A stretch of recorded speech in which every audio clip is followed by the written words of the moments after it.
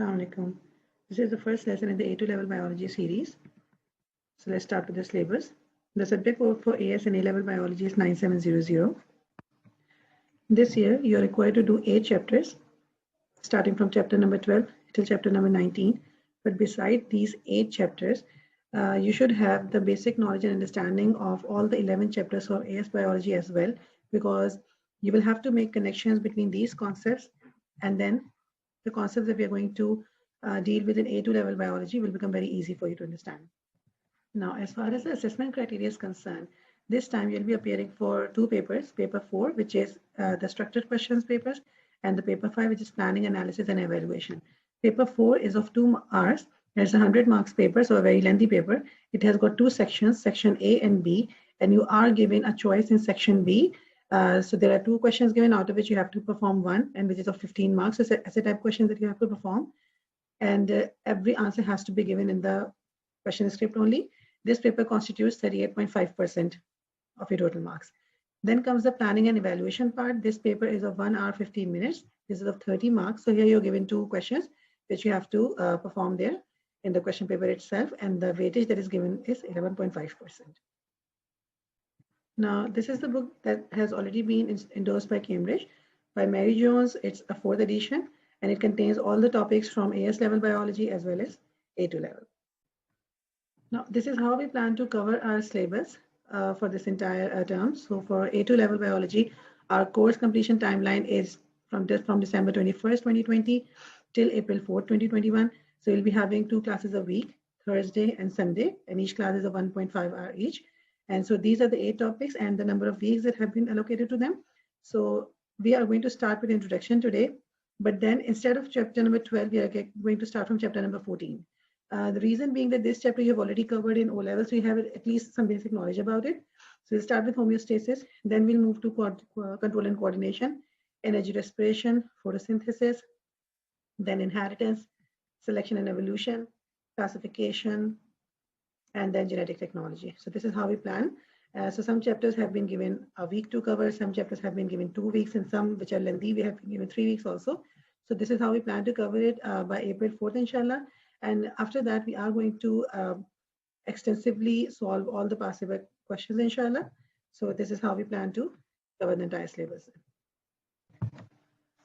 So let's start with homeostasis, which is the maintenance of a stable internal environment. So homeostasis is a control mechanism of an organism through which it keeps its internal conditions near constant. This requires information about conditions inside the body and the surroundings, which are detected by the sensory cells. Some of the physiological factors that are controlled in this manner are core body temperature, metabolic waste, particularly carbon dioxide and urea, blood pH, blood glucose concentration, water potential of the blood, and concentrations in the blood of the respiratory gases, oxygen, and carbon dioxide. Now, when we talk about the internal environment, this refers to the conditions in which the body functions, and when we talk at cellular level, so these are the conditions in which the cells function. So for a cell, its environment is the tissue fluid that surrounds it. So there are many features of the tissue fluid that influence how well the cell functions. So there are 3 features which are of utmost importance. The first one of them is temperature or thermoregulation. So if the temperature lowers, so this also lowers down the metabolic reactions. And when the temperature rises, it actually can denature the enzymes which are protein in nature. So if there are no enzymes to function, the cell cannot function at all. Now, the second is water potential or osmoregulation. If the water potential decreases, water may move out of the cell by osmosis, and it can cause the metabolic reactions in the cell to slow or stop. However, if this water potential increases, water may enter the cell, and it can cause it to swell and may even burst. So that again leads to definitely no cellular activity. Then comes the control of blood glucose concentration. So as we know, glucose is the fuel for aerobic respiration. So if there is no control of blood glucose concentration, then again, the cell might not be having enough energy to carry out the cellular functions. And then if there is too much glucose, it may also cause water to move out of the cell by osmosis. So this can again disturb the metabolism of the cell. So these 3 conditions altogether have to be maintained through homeostasis. So generally, when we talk about homeostatic mechanisms, they work by controlling the composition of the blood, which therefore controls the composition of the tissue fluid. And these are the control mechanisms for the different aspects of blood and tissue fluid, and these all physiological functions as we discussed above, thermoregulation, osmoregulation, as well as maintenance of blood glucose concentration. And homeostasis plays a large amount in that. Now, the control mechanisms that living organisms use is known as a negative feedback control loop. So this involves a receptor, which can be a sensory organ, and an effector, which can be a muscle or a gland. So what happens is that receptor detects a stimuli, which can involve any physiological conditions that we have just discussed above, which can be thermoregulation, it can be the change in water potential, it can be any change in the blood glucose concentration. So a stimulus is any change in factor, such as we just discussed earlier. So it can be any change, right? So what happens, the body has receptors which detect external stimuli, and then it has also receptors which can detect any internal stimuli. So these receptors then send information about the changes that they detect through the nervous system to a central control in the brain or the spinal cord, right? So this information is actually known as input. When we talk about sensory information, that is known as input. Now the central control instructs an effector to carry out an action, and that action is known as an output. So we have a stimulus through which we get an input, and then through the control mechanisms, we get an output. So these actions are known as corrective actions, right? As the effect is to correct or reverse the change. So now these factors have to be continuously monitored, right? And that's the reason the factor actually fluctuates around a particular ideal value or a set point. So we don't have a fixed value for that, but we have a range of values, right? So the mechanism that keeps the changes in the factor within narrow limits is known as negative feedback. So what happens in this, an increase in the factor would result in something happening that makes the factor decrease. And similarly, if the factor has decreased, so something definitely would happen to make it increase. So homeostatic mechanisms involve negative feedback. So what it does is it minimizes the difference between the actual value of the factor and the ideal value or the set point, right? So as we just discussed earlier, the factor never stays exactly constant, but it fluctuates a little above or a little below the set point. So if I could show you, so if you have a set point, right? So it could actually fluctuate like this. It might go above, it might go below, and it moves like this. So it oscillates, right? So it actually we actually have to maintain a set point, right? So this is how homeostasis is maintained.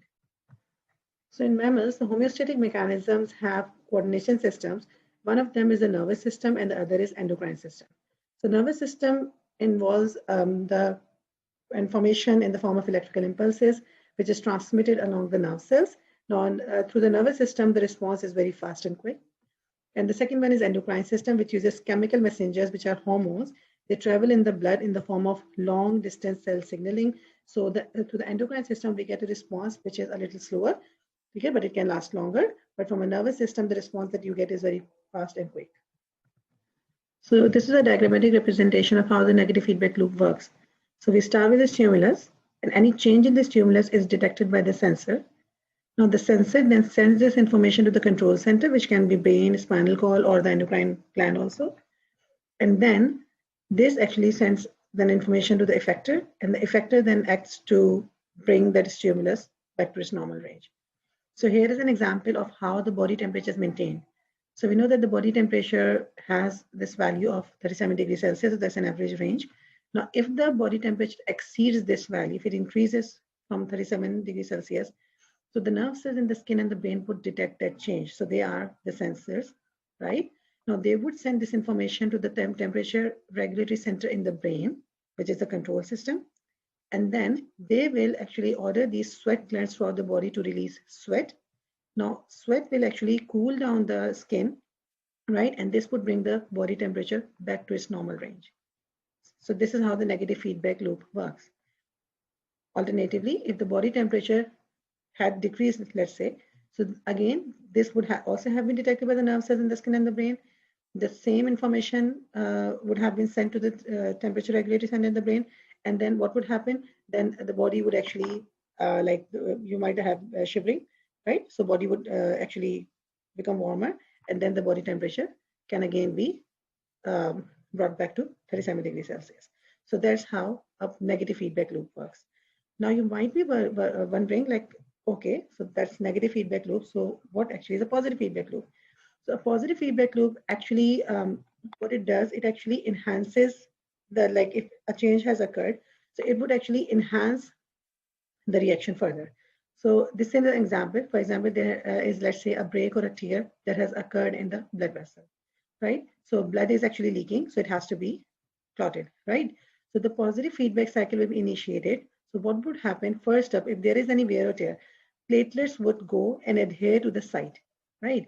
Platelets release chemicals, and the chemicals then attract more platelets, right? So this is how it starts. There's a wear and tear, right? Platelets go and adhere to the surface. Platelets release some chemicals which attract more platelets, right? And then the platelet plug forms, right? So this is how the initial response has been enhanced. So the feedback cycle ends when the plug is formed. This is what is known as a positive feedback loop, right? But in the negative feedback loop, we are trying to bring the value back to the set point. So let's have a look at how the process of homeostasis works in our body. And after that, we are actually going to discuss thermoregulation, the control of body temperature by the hypothalamus. In this video, we're going to look at homeostasis, which can seem complicated, but really is just a process of maintaining a stable internal environment. If you think about one of the cells in your body, it needs certain conditions for it to be able to function properly. For example, it can't be too hot or too cold, it can't be too acidic or too alkaline, and it's going to need a good supply of things like glucose and water. To achieve all of this, our body regulates everything and makes sure that everything's kept around the right levels. That said, we don't keep everything exactly constant. For example, our temperature and glucose levels do fluctuate, but only within small bounds. As for a definition, we can say that homeostasis is the regulation of conditions inside the body to maintain a stable internal environment in response to changes in both internal and external conditions. Now, this last bit about being in response to changes in both internal and external conditions just means that we can maintain our internal environment even if changes are taking place outside of ourselves. For example, if we walk out in the snow, or we run in the Sahara Desert, we can still keep our cells at 37 degrees by regulating our body. To do this, our body uses automatic control systems that can basically recognize when there's a change from optimal conditions, and then send a signal to reverse that change, so that the levels go back to normal. Automatic control systems have three main components to know about. Receptors, which detect a change, such as a rise in temperature. Coordination centers, such as the brain or spinal cord, which interpret that change and decide what needs to be done about it. And finally, effectors, which are the things that carry out the change. Generally, these are either muscles that might contract or glands that can release hormones. A problem, though, is that these three components might be in different parts of the body, so we need some way to send signals between them. And this is where the nervous and endocrine systems come in. We'll look at each of these in more detail in the next two videos. But basically, the nervous system sends very fast and precise electrical impulses through nerves, which allows us to respond to things very quickly, such as when we touch a sharp object. The endocrine system, meanwhile, relies on hormones. These are small chemicals released into the bloodstream. And although they travel throughout the entire body, they only affect certain cells that have the right receptors. The thing to remember is that the endocrine system is generally slower, longer lasting, and more generalized than the nervous system. Okay, so we've now looked at the different components of the automatic control systems, and also how they communicate with each other. The last thing we need to consider is how these systems actually work in real life. The mechanism is called negative feedback, and it's actually pretty simple once you understand it. Basically, whenever the level of something gets too high, like the level of glucose in our blood, negative feedback acts to decrease it again, to return it to normal. But let's say that the glucose, or whatever it is, gets decreased too much, and the level is now too low. Well, negative feedback will just increase it again. So it basically just does the opposite of whatever the change was. To demonstrate this, let's imagine a scenario. Say we walk into a room, but it's really cold. The low temperature will be detected by receptors, such as in our skin, and the nervous system will then send impulses to coordination centers, like the brain and spinal cord. These interpret the information and then send another set of signals to the effectors, such as our muscles, that can carry out useful responses, like shivering. Given a bit of time, this shivering will increase our body temperature and will return to normal. But what if this goes too far, and instead of returning to normal, we actually get too hot? Well, now, a different set of receptors would detect this rise in temperature and send their own signals to our coordination centers. This in turn would cause a different group of effectors to carry out their own response, such as sweating. In time, our temperature would go back to normal. And then if we got a bit too cold, the whole process would start over again. So really, what we have overall is a loop.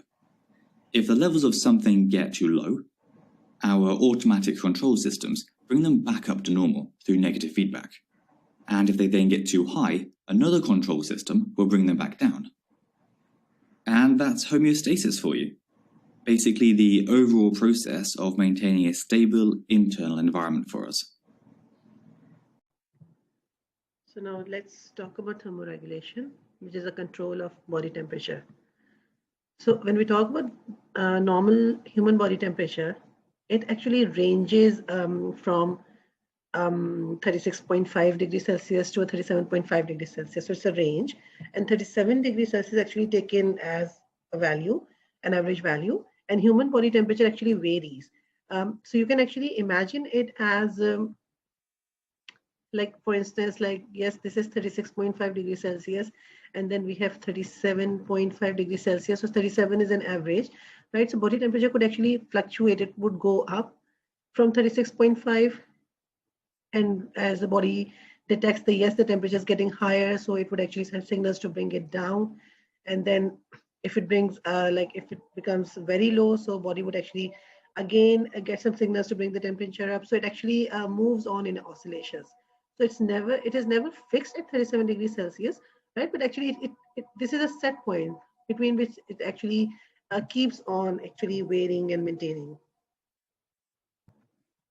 So the human body temperature keeps on varying, and it depends upon a person's gender, their age, the time of the day it was taken, the exertion level, whether you're exercising or you're at rest, then your health status, such as illness or menstruation, what part of the body the measurement is taken at, the state of consciousness, waking, sleeping, sedated emotions. So it depends upon a lot of factors. So this brings us to the actual definition of thermoregulation, which is actually a homeostatic response of a body. It's how your body controls temperature. And thermoregulation actually involves two coordination systems, nervous as well as endocrine. So the core temperature of the body is around 37 degrees Celsius, as we have already discussed. But the core of the human body actually includes the organs of the thorax, the abdomen, and the head. This is what actually involves the core, right? This is where your vital organs are located.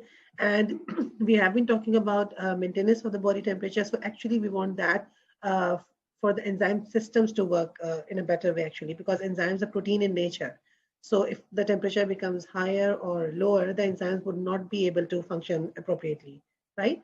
And so this is about the core. And when we talk about the periphery of the body, actually this can be detected by thermoreceptors in the skin. So some of the temperature actually is detected by the periphery, and then some is also detected by the core of your body. So this is how it actually takes place. So as we just discussed, the enzymes work best at 37 degrees Celsius. So body actually tries to maintain this temperature, right? But the part of the brain which actually helps your body do that is known as hypothalamus, which is known as the body's thermostat also, and it is a thermoregulatory center. What it does is it monitors and then it controls the body temperature. So it actually gathers information from two sources, right? So one, they said it actually has thermoreceptors in the brain, and then we have thermoreceptors in the skin also. So the thermoreceptors in the brain are definitely sensitive to the temperature of the blood actually flowing there. And when we talk about the skin, so these are sensitive to any change in the skin temperature. So this is how the negative feedback loop is actually maintained. So it's a homeostatic mechanism, and the body tries to bring the temperature to a set point. So negative feedback simply means whenever a change occurs in a system, this would automatically cause a corrective mechanism to start, which reverses the original change and brings the system back towards a set point, which is normal.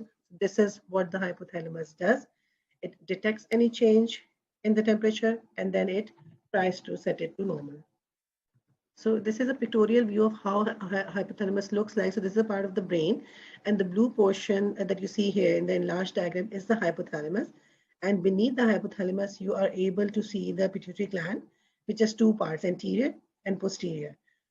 So we were just talking about that hypothalamus actually controls temperature, and then we had some endocrine functions also. So hypothalamus does that also, right? So this is the hypothalamus, the one that you see in blue, which actually is the body's thermostat.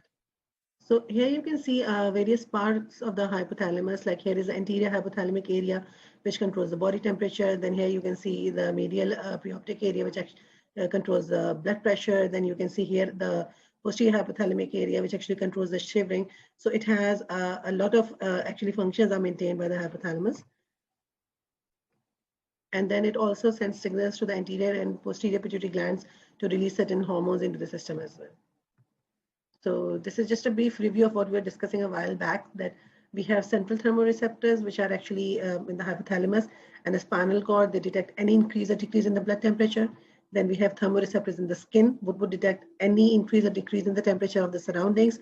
So here you can see hypothalamus as a thermostat receiving information from the skin, from the core, the internal body structures, and the blood temperature. So all of this information is received by the hypothalamus, which then actually works to bring the temperature to the set point by either making the body gain heat or making the body lose heat.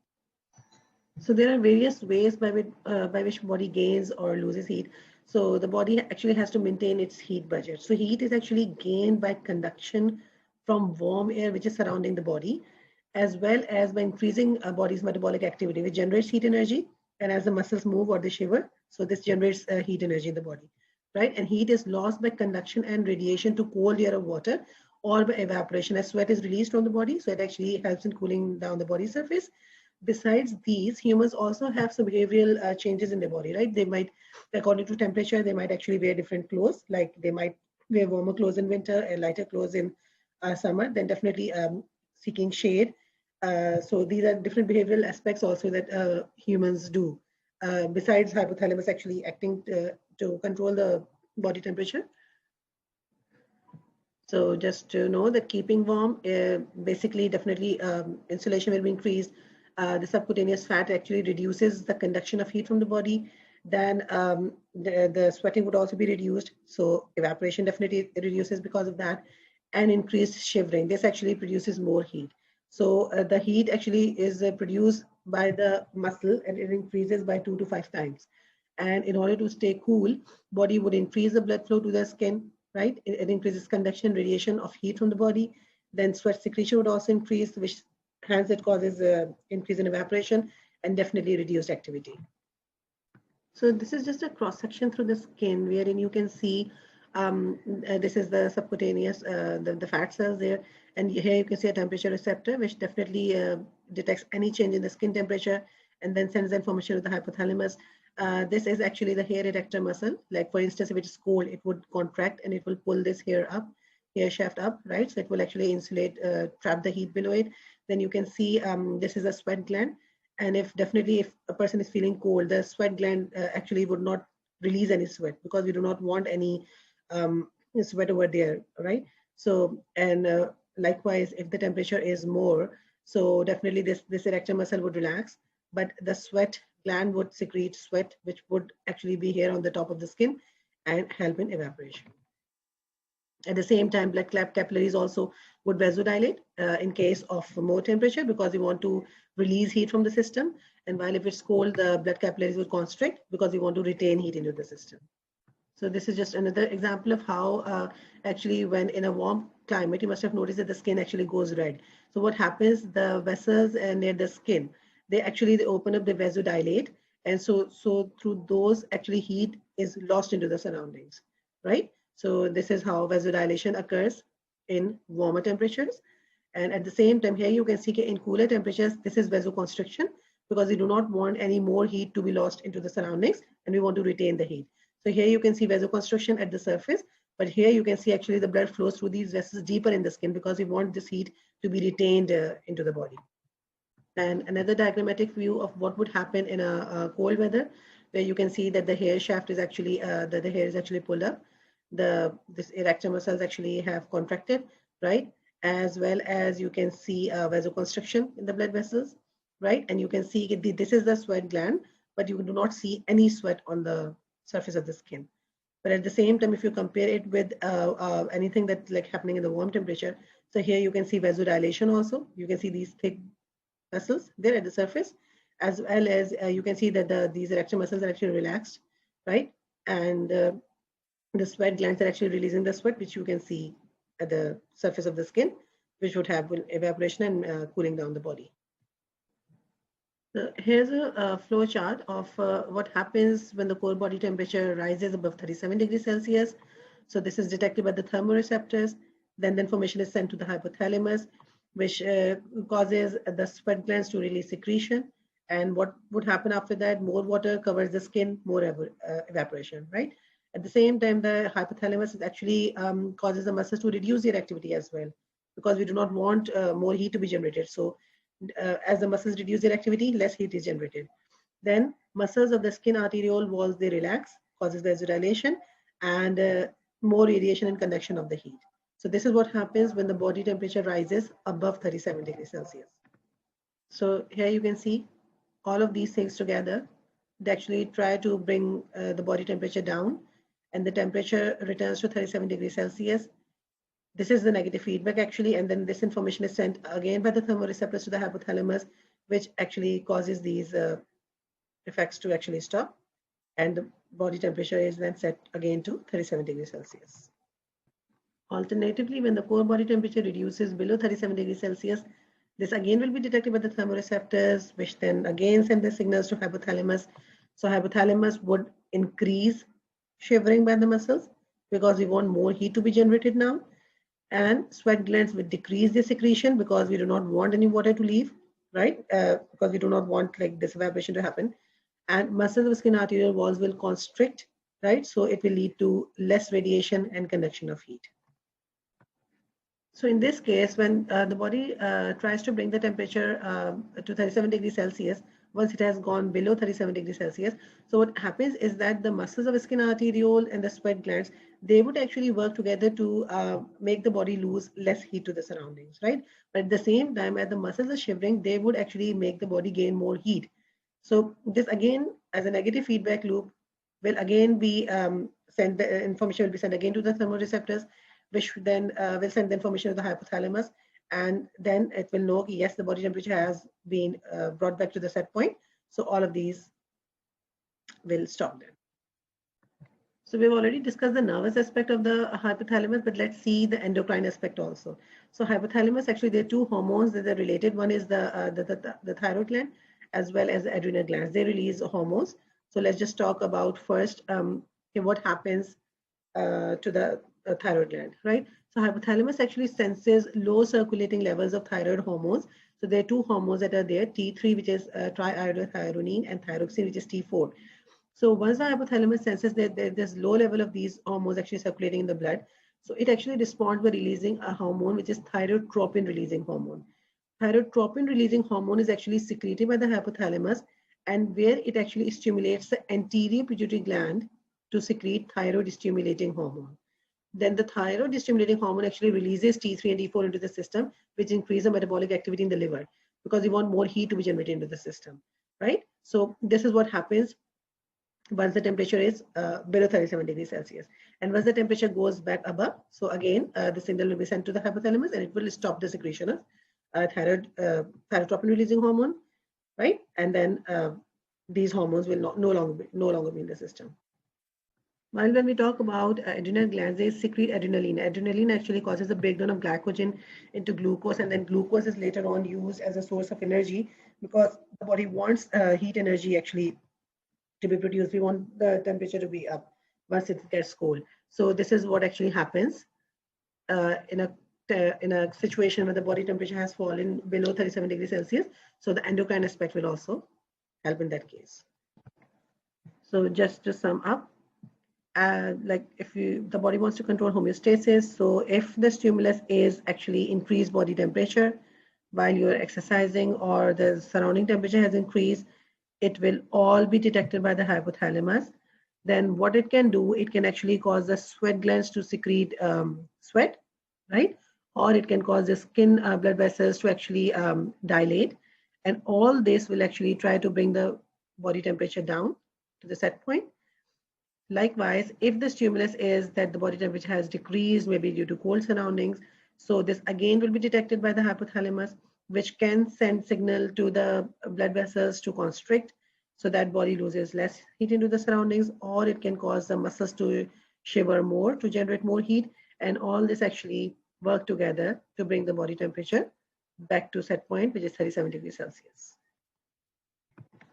So that's the end of today's lesson of thermoregulation, that how body temperature is controlled by the hypothalamus.